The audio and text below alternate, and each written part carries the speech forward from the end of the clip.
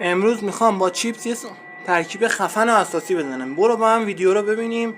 ویدیو رو تا آخر تماشا کن تا بیشتر بتونی لذت ببرید. راستی اول کار بگم ویدیو رو هم لایک کن. برای درست کردنش یه چیپس با طعم دلخواه، سس با طعم دلخواه، یا آب لیمو و همراه یک کاسه قاشق. ابتدا بریم بهتون میگم. خب کاسه بشقابمون رو میاریم، چیپسمون هم میاریم. مال من پیاز جعفریه. حالا چیپسمون رو باز میکنیم، میریزیم توش، چیپسمون رو خالی میکنیم. حواستون باشه. خب اینو قشنگ خورد میکنیم.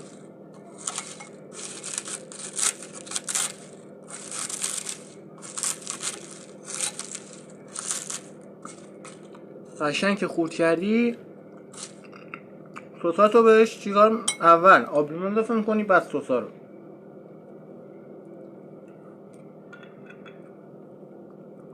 یه مقدار آب لیمون یه درش میندازیم، بهش اضافه میکنیم. یه ذره دیگه هم اضافه میکنیم. حالا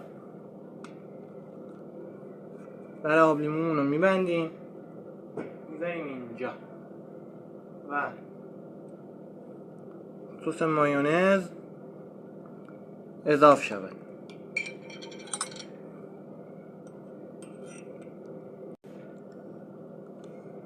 یه قاشق سس اضافه میشه. حالا یه ذره هم عشق شما برش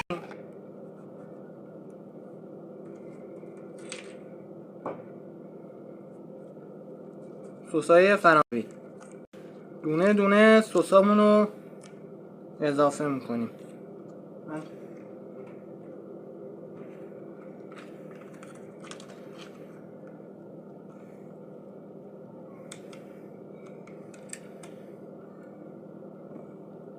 سسامون رو باز میکنیم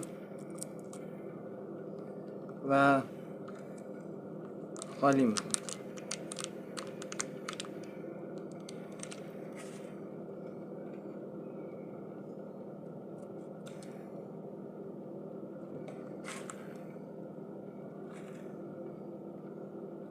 خب آقا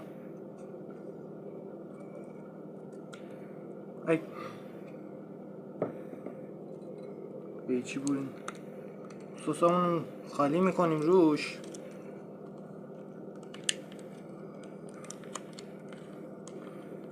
من حالا سسا رو خالی میکنم به اسلاید بعدی تماشا کنیم. من سسا رو ریختم، بریم با هم میکس کنیم.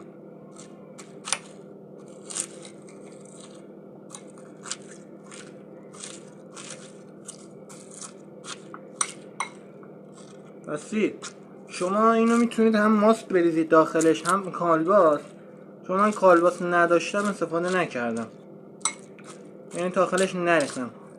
شما کالباس رو میتونید داخلش بریزید و یه ماست هم قاطیش کنید، خیلی اینطوری خوشمزه میشه. این ویدیو رو هم تولید کردم، حتما برید تماشا کنید. حالا این نوبت قسمت های بعدیش هم باشید و اینو قشنگ هم میزنید و نوش جان میکنید. منم الان بهتون میگم چه مزه ای داره. چیزی که من هم زدم درست کردم این شد. حالا نمیدونم مزهش چجوریه، بریم با هم ببینیم. نمیدونم حالا مزهش چجوریه، بریم امتحان کنیم. راستی یه چیزی هم یادم رفت توش گوجه و خیارشورم بریزید، خوشمزه میکنه. بریم حالا ما مزهشو بچشیم. یه ذره دیگه خوب کنیم و بفهم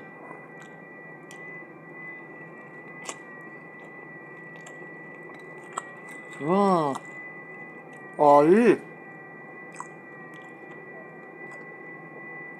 پیشنهاد میکنم درستش کنید، خیلی عالی شد، انقدر خوشمزه است. من که نمرمو 10 میدم. شما هم لایک و کامنت بذارید و منتظر قسمت دومش باشید. اینم پیشنهاد میکنم تو خونه حتما درست کنید. لایک و ساب و دنبال کردن یادتون نره دیگه. فعلا خداحافظ.